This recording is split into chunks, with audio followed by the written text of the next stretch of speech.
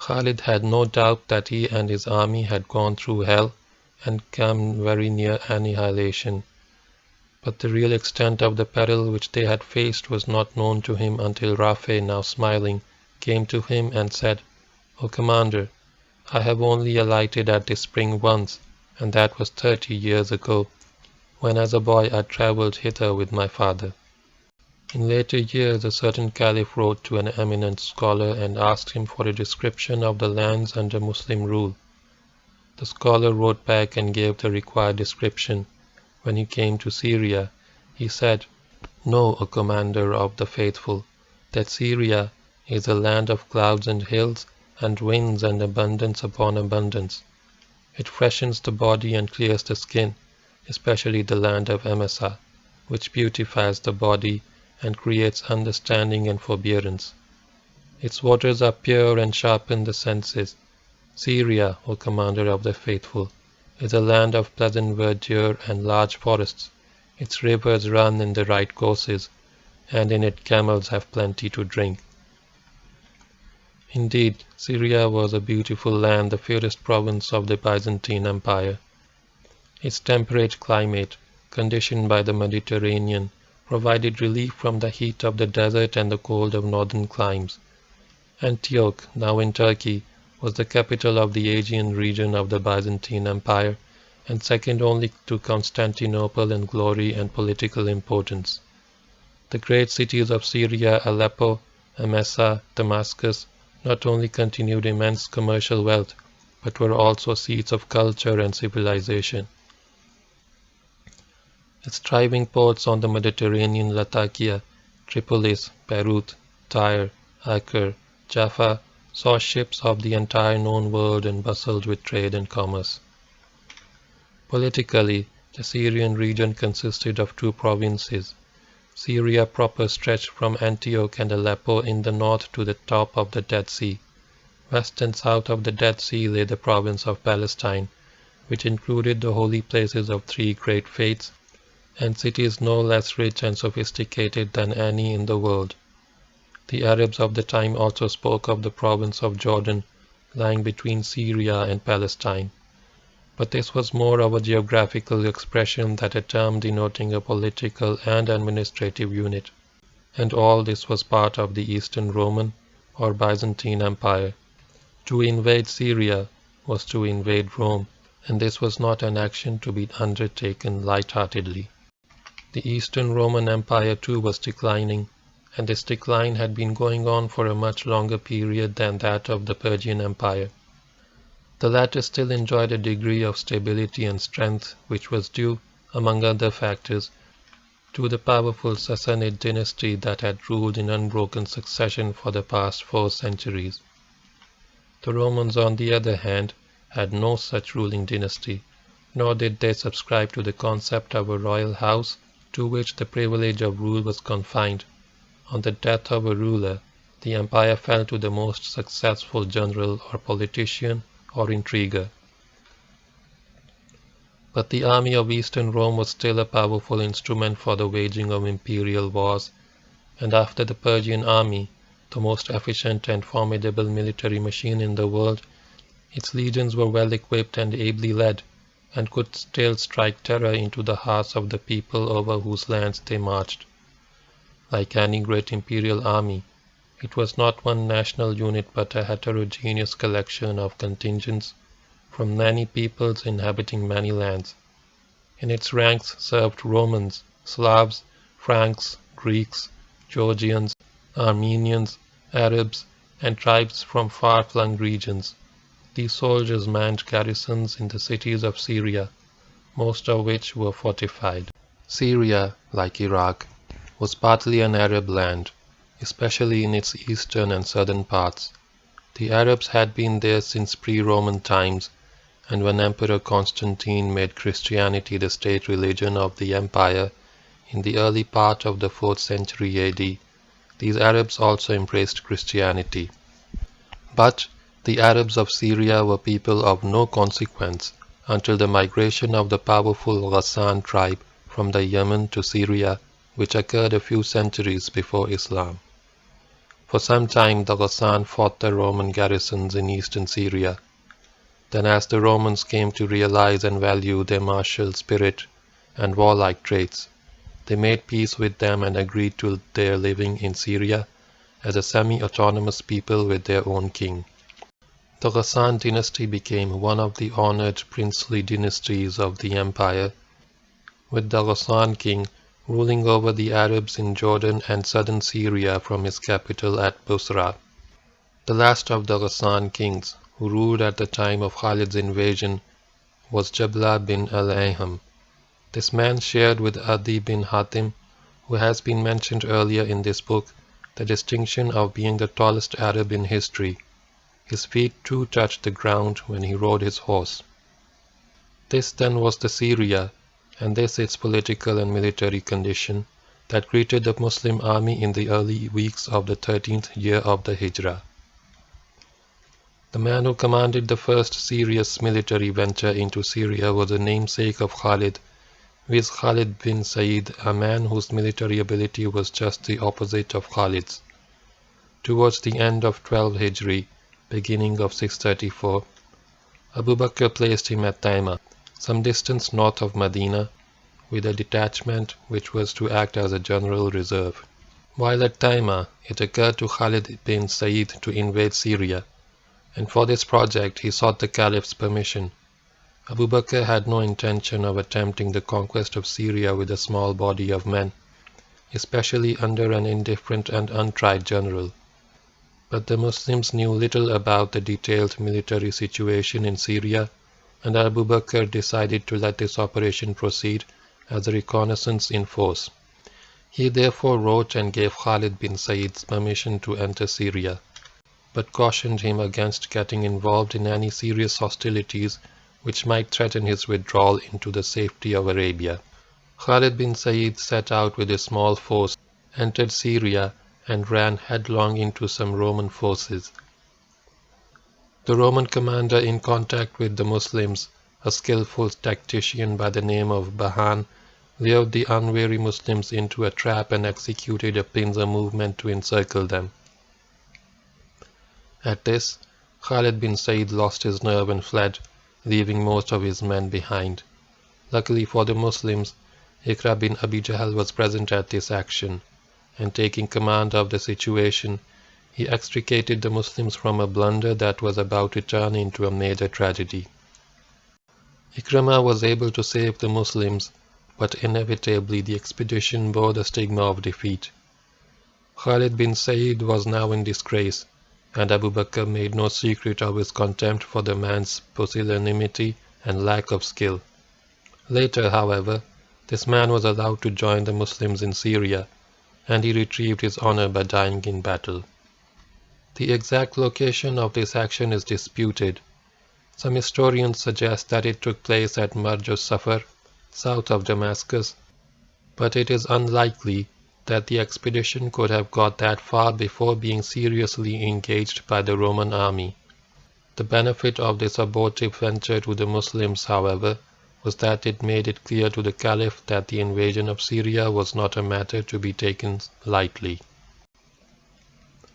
On return from the annual pilgrimage at Mecca in February 634, Abu Bakr issued a call to arms for the invasion of Syria. All was now quiet on the Iraq front. Khalid's campaign in Iraq had proved an unqualified success. It not only expanded the political boundaries of the Muslim state, but also filled the coffers of Medina.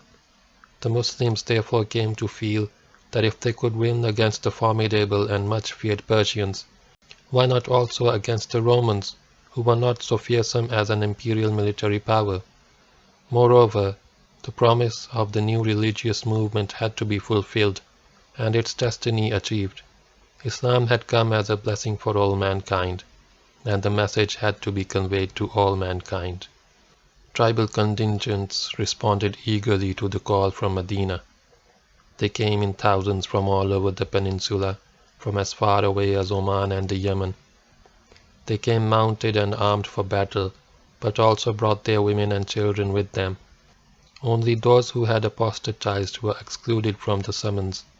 The concentration of the able-bodied manhood of Muslim Arabia was both begun and completed in March 634, Muharram 13th Hijri. Abu Bakr now organized the available manpower into 4 corps, each of about 7,000 men. The commanders of these corps and the objectives given to them were as follows. A. Amr ibn al-As, objective Palestine, move on Elia route, then across Valley of Araba. B. Yazid bin Abi Sufyan, objective Damascus, move on Tabuk route. C. Shurabil bin Hassana, objective Jordan, move on Tabuk route after Yazid. Shurabil had fought in the Iraq campaign under Khalid, and had recently been sent as a messenger to Medina, where the Caliph detained him and gave him the command of a corps for the Syrian campaign. D. Abu Ubaidah bin al-Jarrah, objective Amasa, move on Tabuk route after Shurabil. Abu Bakr's intention was to invade Syria and take as much of it as possible. Not being aware of the size and detailed dispositions of the Roman army, he did not strengthen any one corps at the expense of the others, but he realized that the Romans could concentrate a very large army in any sector of the theater of operations, and consequently ordered that the corps commanders would keep in touch with each other, and that any one of them could seek the help of his comrades if a serious clash with Roman forces appeared imminent on his front. In case the corps had to concentrate for one major battle, the command of the entire Muslim army would be taken by Abu Ubaidah. In the first week of April 634, beginning of Safar 13 Hijri, the Muslim forces began to move. The first to leave Medina was Yazid, and as his column started from its camp outside Medina, Abu Bakr walked for a short distance by his side. His parting words to Yazid, which he repeated to the other corps commanders, were as follows. In your march, be not hard on yourself or your army. Be not harsh with your men or your officers, whom you should consult in all matters. Be just and abjure evil and tyranny, for no nation which is unjust prospers or achieves victory over its enemies. When you meet the enemy, turn not your back on him, for whoever turns his back, except to maneuver for battle or to regroup, earns the wrath of Allah. His abode shall be hell, and what a terrible place it is. And when you have won a victory over your enemies, kill not women or children or the aged, and slaughter not beasts except for eating, and break not the pacts which you make. You will come upon a people who live like hermits in monasteries, believing that they have given up all for Allah. Let them be and destroy not their monasteries, and you will meet other people who are partisans of Satan and worshippers of the cross, who shave the center of their heads so that you can see the scalp. Assail them with your swords until they submit to Islam or pay the jizya. I entrust you to the care of Allah. In making this speech, Abu Bakr was following the example of Holy Prophet ﷺ, who when dispatching a military expedition would instruct its commander, fight in the name of Allah, fight but do not exceed the bounds, and do not be treacherous, and do not mutilate, and do not kill women and children, and do not kill the inmates of monasteries. It is reported that Abu Bakr walked beside Yazid for nearly 2 miles, and when Yazid asked him to return, said, I heard the Messenger of Allah ﷺ say that the feet that get covered with dust in the way of Allah shall not be touched by the fire of hell. With these words ringing in his ears, Yazid set off from Medina. The invasions of Syria had been launched. Yazid made a good speed on the road to Tabuk. Behind him marched the corps of Shurabil, and behind that the corps of Abu Ubaidah, each a day's march from the other. Amr bin al-As marched with his corps on the western route to Ayla. Yazid had advanced 2 or 3 stages beyond Tabuk when he first contacted the enemy, a force of Christian Arabs sent forward by the Romans as a reconnaissance element. These Arabs withdrew hastily after a brush with the Muslim advanced guard. Following their withdrawal, Yazid made for the valley of Araba where it meets the southern end of the Dead Sea. Yazid arrived at the valley of Araba at about the same time as Amr bin al-As reached Ayla. Both corps now made contact with Roman forces of about equal strength, which had been sent forward from the main Roman army to prevent the Muslims from entering Palestine. Both Yazid and Amr bin al-As fought the Roman detachments facing them and drove them back with heavy losses. When the Romans, defeated by Yazid, withdrew in precipitous haste, Yazid sent a fast column which overtook the retreating detachment at Dasin, some distance short of Gaza, and caused it considerable damage before rejoining Yazid at the valley of Araba. Meanwhile, Amr bin al-As was moving north along this valley. These engagements took place within a fortnight of the start of the Muslim march from Medina. While these actions were being fought by the corps of Yazid, which had strayed from the objective given by the Caliph, Shurahbil and Abu Ubaidah continued their march northwards on the main route, Ma'an Muta'aman. They were followed a little later by Yazid. By the end of the month of Safar, early May, Shurahbil and Abu Ubaidah had got to the region between Busra and Jabiyah. It was at this stage that the Muslims came to realize that the Roman eagle was stirring. Indeed, the Roman eagle was already on the wing. The Emperor Heraclius was in Emesa, planning countermeasures against the Muslims. When he first heard of the crushing defeats suffered by the Persian army at the hands of Khalid, he was not a little surprised, for he had no higher opinion of the Arabs than did the Persian court once have. But he was not unduly worried. Then came news of the fiasco of Khalid bin Sa'id, and Heraclius felt reassured. However, as a precaution, he ordered the positioning of several Roman legions at Ajnadin, whence they could operate against any Muslim force entering Palestine or Jordan. As the Muslim corps set off from Medina, the Roman army received intelligence of the move from Christian Arabs. Apprised by the latest situation and the direction of the Muslim movement, Heraclius realized that this was a serious attempt at the invasion of his domain. Soon after this he heard of the defeat of the Roman covering forces sent from Ajnadin at the hands of the leading corps of the Muslim army. He decided to punish these rough intruders and throw them back into the desert whence they had come.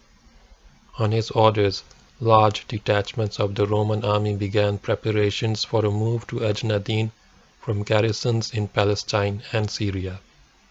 By now the Muslim commanders had established contacts with the local population and laid the foundations of an intelligence network. They had already come to know of the existence of a Roman army at Ajnadin. A few days later they received intelligence of the movement of more Roman legions in the direction of Ajnadin, and all corps commanders sent messages to Abu Ubaidah informing him of these moves. 3 corps of the Muslim army were in more or less the same region, that is eastern Jordan and southern Syria, and Abu Ubaidah at once took these corps under his command. Amr bin al-As was more isolated from the others and felt that the Roman preparations were being made against his corps. He therefore sought help from Abu Ubaidah. Sometime in the middle of Rabiul Awwal, 3rd week of May, the Caliph received a message from Abu Ubaidah giving a fairly clear picture of the situation in Syria and Palestine.